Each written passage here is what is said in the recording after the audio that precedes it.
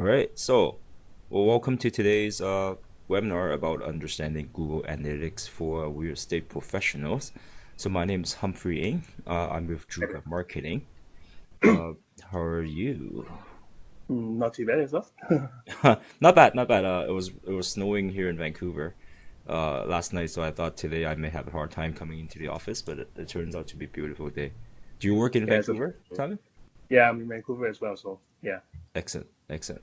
So I want to give you a little bit context about why realtors, because what I do find is that as a marketing company, I find that realtors are quite unique. Unique in the sense that uh, as an individual realtor, you are both a marketer and you're also a salesperson.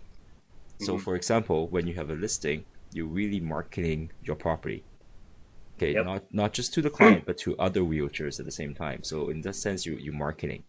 But once you become a buying agent, you read the sales.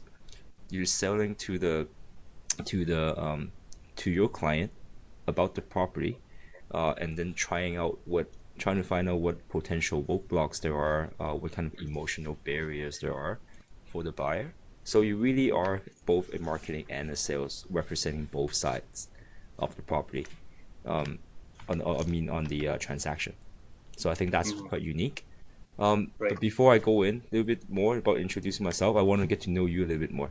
Simon, do you mind telling me a little bit more about you? Uh, Actually, like I'm quite new to all this, so that's why like I want to find out more, trying to Mm-hmm. like get some information up from your seminar. And uh, I've been a realtor for 6 years, so yeah, do have a website, and but yeah, I just want to see what sort of options I can like to make it more effective. Mm-hmm. Mm-hmm. So Yeah.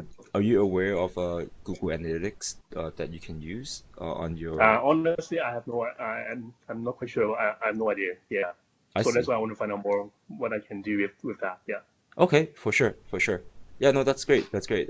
So I think you're in the right place, and I think Melissa, you've joined us.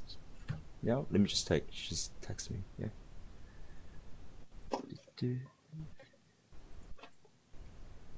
Hi, Melissa, can you hear me? Hi, Melissa, can you hear me?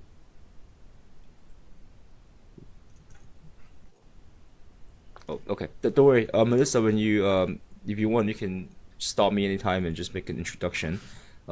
We just got started. We just started with the kind of preamble, but what a realtor is in terms of they're both a marketer and a sales. Okay, I'm gonna move on. So I'm gonna tell you a little bit about more about Juuga Marketing and who I am. So I've been doing this for the last it's my seventh year in business now. I've been doing this since 2012. So part of my experience, I've actually ran a travel startup company in China, and at the same time, I've also worked for a larger tech company as an employee earlier in my career. So I am actually quite in tune in both like a startup side into a larger company side. So, however, during my marketing uh, company, a lot of time that I spent are actually helping individual entrepreneurs. So a lot of people who start up business, they're good at what they do. However, they need help in reaching their sales, reaching their marketing, that type of work. So I am certified in Google Analytics and also Google Ads. I'm also a certified consultant for something called Active Campaign, which is an email marketing tool that I advise my clients to use. And currently, we manage about $20,000 per month of ad budgets for clients, and the industries are ranging from real estate, professional services to e-commerce, all the way to an auto dealership, that type of work. So I want to give you a lowdown about today's marketing world. Actually, I'm gonna stop a little bit. It's like, okay, Melissa, do you want to make some introduction about who you are, what your expectation is, that kind of thing?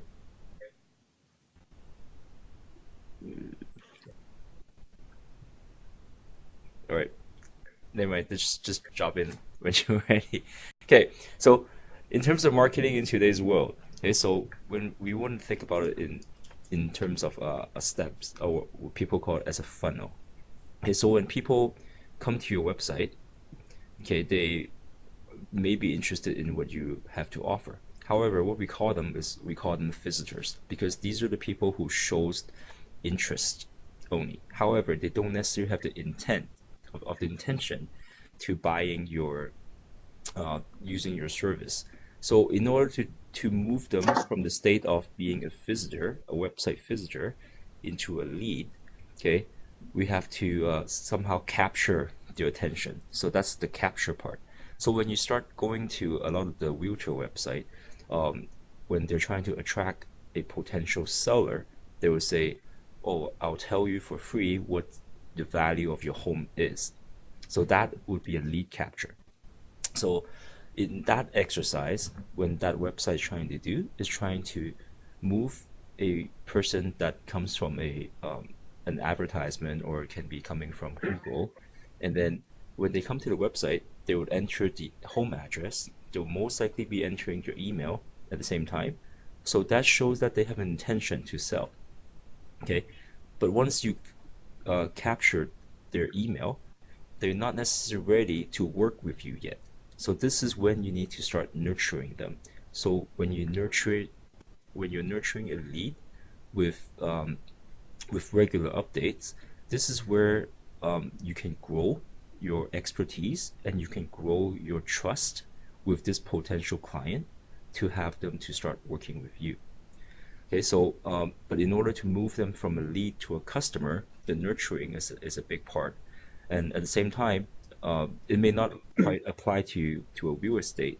However, for example, if people are selling a gift item, or an offer would be something like, oh, it's a Mother's Day sale coming up. So that would be an offer that can push that potential client by having an incentive for them to buy and to use your service. And of course, once they've used your service, you impress them so much that they will send you referrals. So this is a huge part for a realtor, especially the referral part.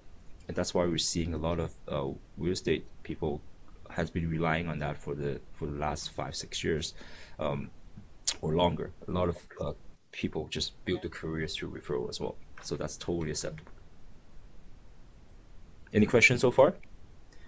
Okay. Nope. I want to go back into showing you what is, so how does this tie in into today's topic?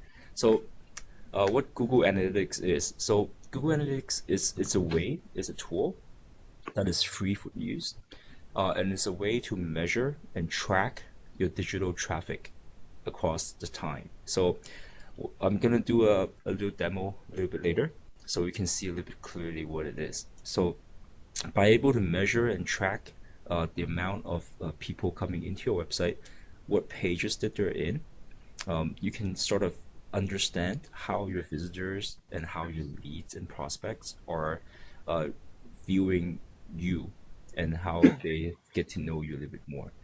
The best part is that these information are actually based on actual data, as opposed to like an opinion, or supposed to be saying that, oh, I think, right? Because we actually have hard data that can start measuring it and making sure that um, you're doing the right technique, using the right promotion techniques, for example. A lot of people often ask me, say, "Oh, I think a lot of people are coming through my Facebook." They may be. However, if it's not showing, then we need to. If it's not showing on the Google Analytics, then a lot of times the work that you've done on Facebook, it just shows on Facebook, but it's not really reaching the right behavior that you're expecting. Okay, so how does Google Analytics works? So basically, it's a small piece of code. Um, it's called JavaScript tracking code that's on your website. So what happens is that when a website visitors they have come to your website, okay, they would record their action, and then Google can actually take that action and then start um, putting it up into a easily displayable kind of a table or a graph. So eventually, what you can see is actually you can see all the action, where the people are coming from, and what type of individuals or what type of sources are they coming from? Meaning that, for example, what are people doing on your website? Are they looking at your listing page, or are they looking at your I don't know, how to sell kind of page? Okay. The second thing is that where are they coming from? Are they coming from Facebook? Are they coming from REW? Are they coming from realtor.ca? Right. So these are the ways to find out where are they coming from. The third thing that you can probably look at is when are they coming? So what time of the day are they coming? Or what days of the week are they coming? It makes a difference because a lot of realtors, they tend to have open houses. So, and the open houses are always on Saturday and Sunday. So think about it. If you start having a lot of traffic coming in on Thursday and Friday, that's probably when they are planning to come to your open house. Okay, think about that. The last thing that you can see is that what else are they interested in? For example, do you write a blog post? A lot of times is for a realtor, you are selling real estate, you are buying, helping the clients to buy real estate.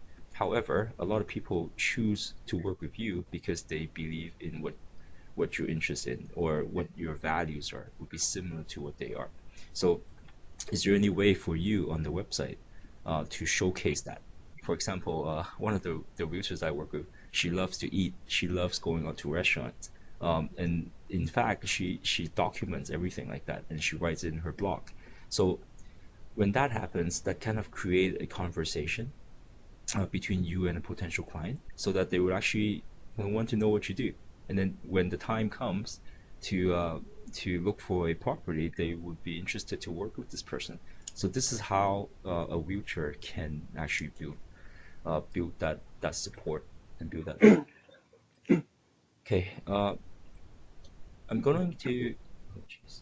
Okay, I'm going to share my desktop with you. I'm just gonna see how it works. Okay. Oops. Okay. Can you see the Google Analytics windows right now?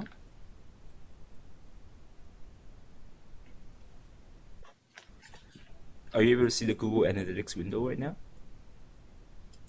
Simon, Yeah. Melissa? Okay, cool. So this Yeah, is I'm kind of seeing it. okay, cool. Thank you. I can hear you now, Melissa. Yeah, Uh, I switched computers.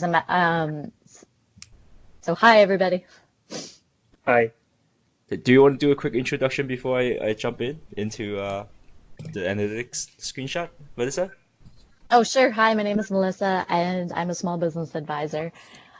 So hello. So, Cool. So Simon has been in the real estate business for the last 6 years. So he's just looking around as well to understand what analytics is. Oh, Okay, yeah. perfect. cool. I So work with a lot of realtors. That's why I'm in here. all right. So just gonna quick lowdown because probably um, Simon, have you seen this before? Google Analytics, Uh, that page? Something similar. Yeah. Okay, cool. So once you log in, you can actually take a look at the left-hand side. So this is the homepage. The homepage will show you like the last week, what the traffic is. So you can see from March 5th to March 11th. This is sort of the number of traffic, the number of users that are coming in. Yep. Um, Session and users, they should be quite similar, so I would just ignore it for now. But look at the bounce rate. What bounce rate means is that when people come into the website, when they've just pretty much exit. So when they come into a website and they just say, "Oh, this is not for me," and it just disappeared, and that would count as a high bounce rate. So having something called 82%. That means that 80% of the people who comes in pretty much just come into the website and then just disappear. Okay, so that's actually not a good number to be high. You actually rather it to be low than high. And then you have the session duration, which means that for every visit, people who come into the website, they spend about 54 seconds, which is actually quite low. So I'm just trying to go through the overall page so that you have an understanding of how you can read your own kind of thing. And then usually the next thing that I would suggest to read is actually, let's come on to the left hand side. This is where the audience button is. So we go to the audience and overview. Okay, this is where you can um, find out how many users in detail. Okay, and how much more how many pages they have seen, that kind of thing. So the first thing that you need to make sure is to make sure that on the right hand side right here that you actually set the date up. So this is recording the last 30 days, and then there's also an option for you to compare to the 30-day prior. Of course, you can make it into the last 6 months if you want to. So for example, I want to just do it from January to March to yesterday. Just apply, and then you can see the time scale that would change quite dramatically as well. And I can get a feeling that if you start measuring it from the last 2 years versus the previous 2 years, you can probably see maybe a drop of traffic as well, because the real estate interest has been changing the last 2 years as well. I would say the last 6 to 8 months especially. Okay, so some of the things that you can see, the number of users that were tracked over the period of time. It's not a very high traffic website, because this realtor actually had been using more of a newsletter type to use, but I can show you where I can see it a little bit later. The number of page view, to me, these are just numbers, but what the number that I really care about is the number of pages per session. So most people come in, they will look at one to 1.5 pages. Sometimes people look at 1 page, sometimes people look at 2 pages, but on average it's 1.5. Okay, and the average people spend about 1 minute and 18 seconds, which is a little bit more better than the recent showing. And you can sort of see the type of language that people have when they come in. So you see a lot of English, and this which works with the Chinese clients as well. So that's why they have some Chinese. And then they have some Japanese and Korean as well, so which is pretty interesting.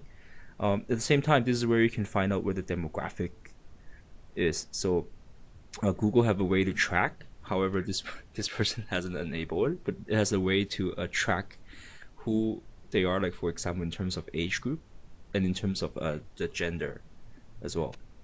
They also would have an interest category in there, so that you can find out. So with the interest, you can find out whether they're interested in, for example, sports, electronics, eating, food and drink, and travel. So these are the big categories. We can definitely use this, and we should definitely use this as part of the figuring out what type of blocks you want to create on your website. The next thing I kind of want to show you is the acquisition button. So acquisition will show you where these sources are coming from. Okay, so we just go to the overview.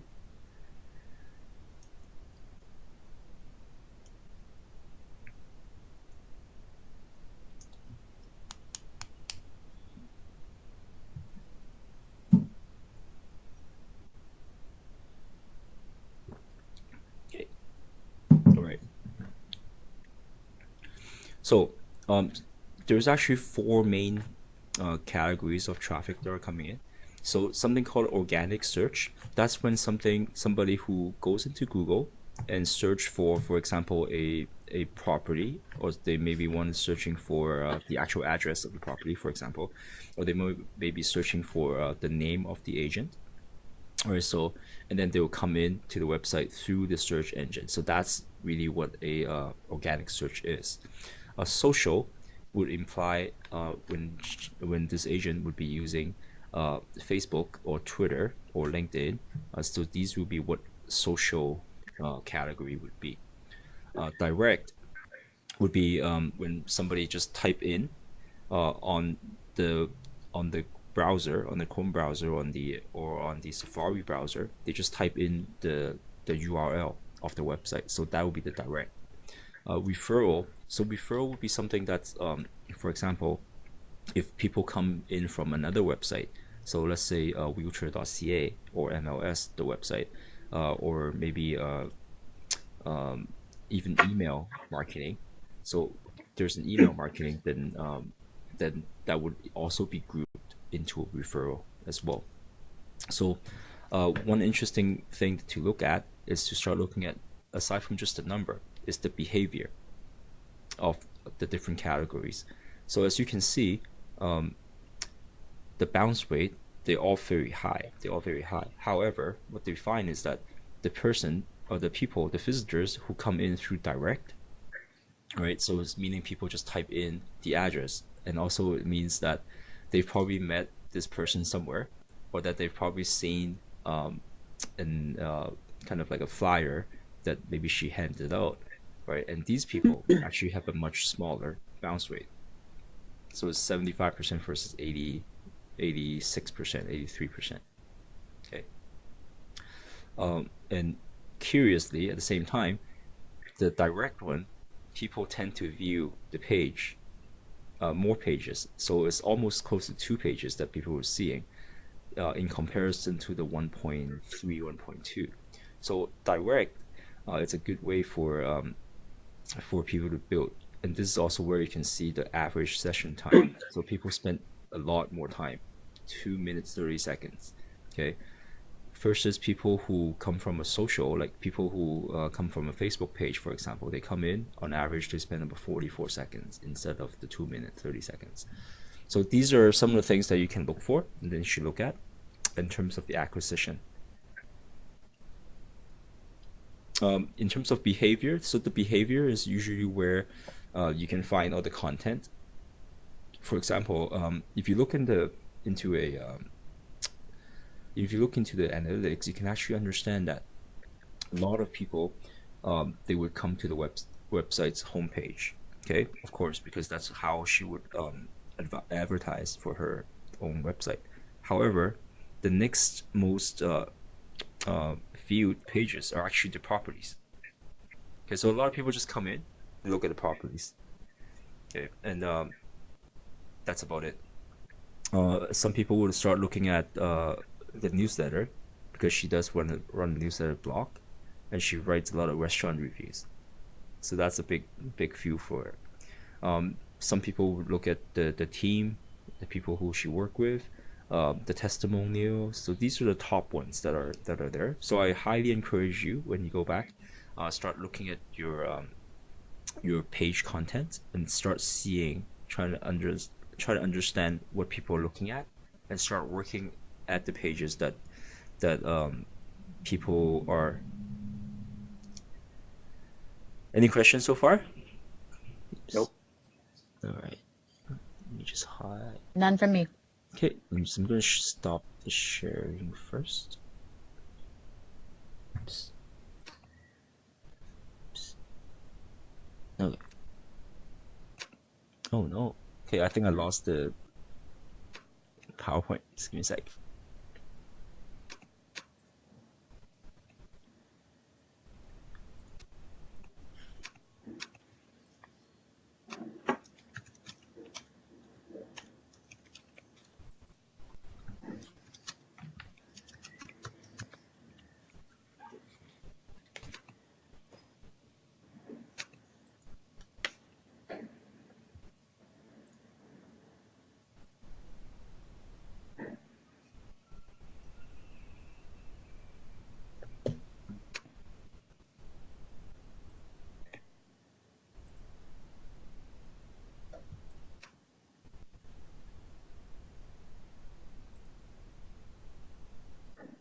All right, cool.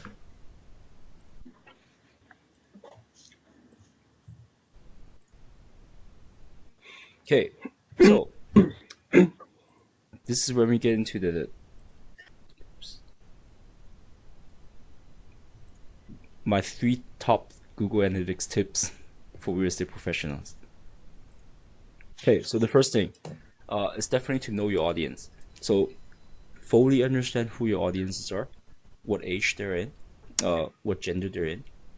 This will give you a good understanding whether they are a first-time home buyer or they are a potential seller, right? The other thing is that looking through your geographical area is important. Understanding the interest can help you with writing your blogs and finding the right type of buyer or seller, because they need to understand who you are first. So understanding what interest that they may be quite curious in would help you in finding these kind of clients. Mobile devices, like a lot of people right now, especially a lot of younger people, when they look for a place, right, they are browsing on mobile device. A lot of times they are looking it through when they're transiting, for example. So a lot of times we see a spike in traffic during the transit time between 7 to 9, and then all the traffic just kind of slow down until the evening will pick up again. So that's kind of the time of the day kind of search pattern. Um, the type of property is also quite interesting. Understanding what, if on your website, if the way that you can set up your website would showcase that what type of property that they're interested in, also what area of interest they're in, then this way you can see how you can attract your client a little bit more. So for example, a lot of clients would just think, when I say client, a lot of real estate agents would just think Vancouver as a whole.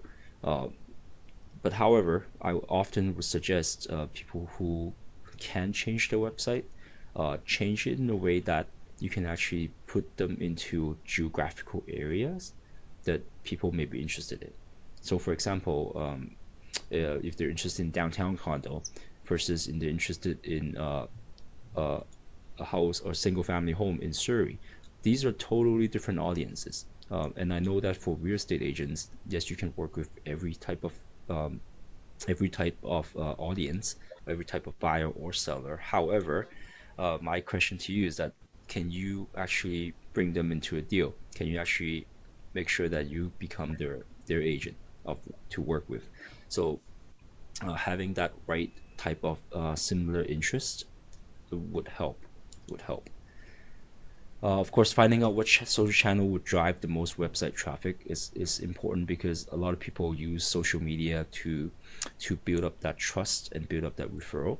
So it's quite important. And making sure that you adjust your tactics for a specific platform, because for example, when people who are looking on Twitter, they're really looking at a snippet of text, but when they come in to your website, they expect a different thing. However, people who are on Facebook, they tend to be a little bit more interactive. Maybe some people even would use a Facebook Messenger to start talking to you. So that's a different tactic as well that you can use. We sort of went through that. Okay, tip number 2 is set up your goals and conversions. So I didn't actually go through that earlier. However, within Google Analytics, there's a way for you to set up the goals and your and how well do they convert. So when we say goals, we can sometimes think about what web page have they go into.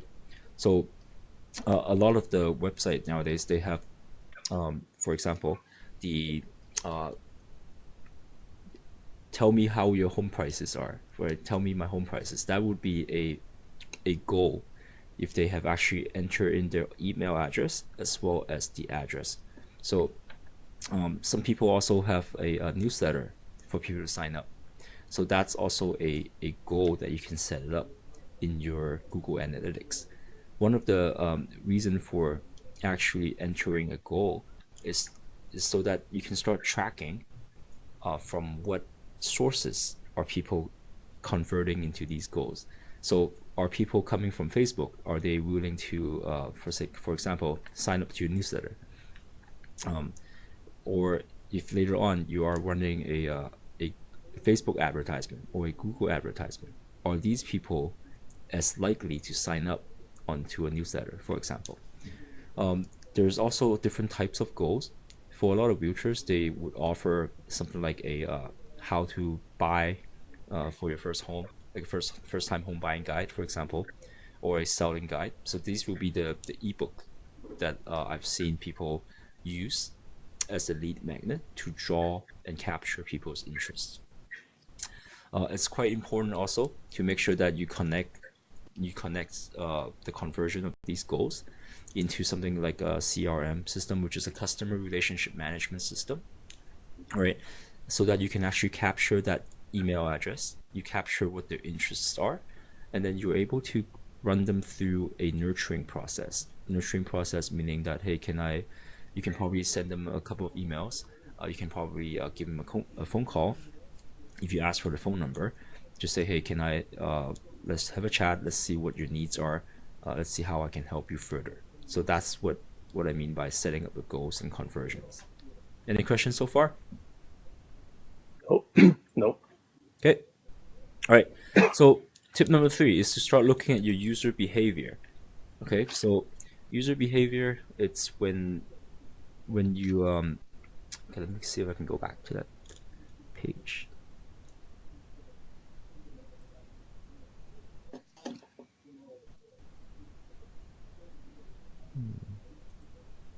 Okay, just give me a sec. So what a user behavior is it's about okay. It's about telling you how people are coming through onto your website and understanding kind of their step of thinking. So it's a lot easier to think about it in when you are shopping, let's say shopping on Amazon, for example. A lot of people, the behavior from that is when people come to your website, they will look specifically at the the product that they will sell. At the same time, for realtors, the first thing that they will look at is probably your own listing on your website. Okay, and then the second thing that you expect them to look at, right? It could be if they're interested to find out more, they'll probably want to start looking at who you are. They probably want to look at to see what your buying or your selling process is. Who are some of your testimonials? Do you have some good case testimonials? Do you know the area that they're interested in? So by looking through your user behavior page, and especially your behavior flow, you have a good understanding of what and how you can actually target these buyers. And I'm going to show you interactively what's going on here as well.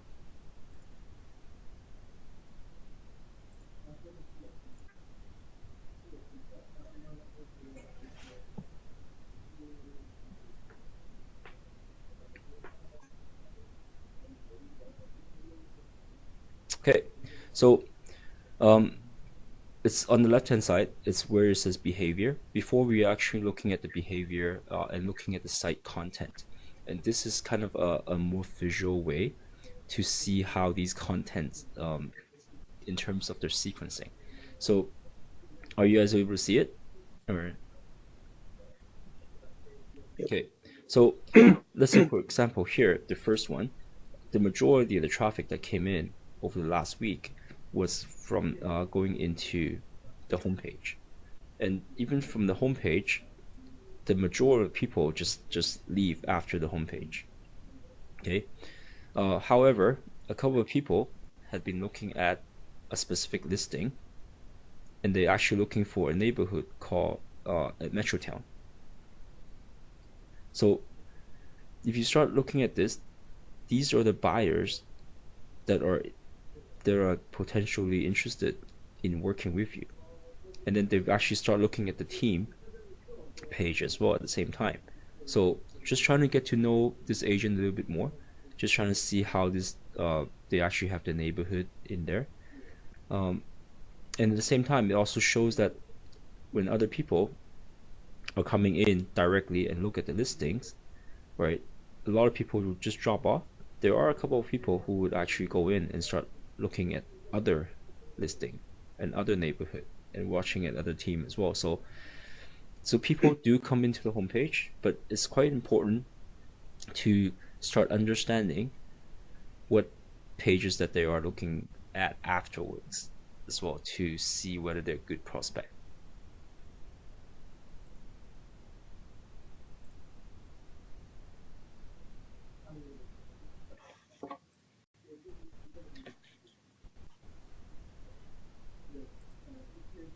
Okay, let's switching it back. Okay, and then my bonus tip is actually to make sure that you check it consistently. So I would suggest it to check it at least once a month, because every month it gives you an opportunity to review what kind of traffic has been coming through.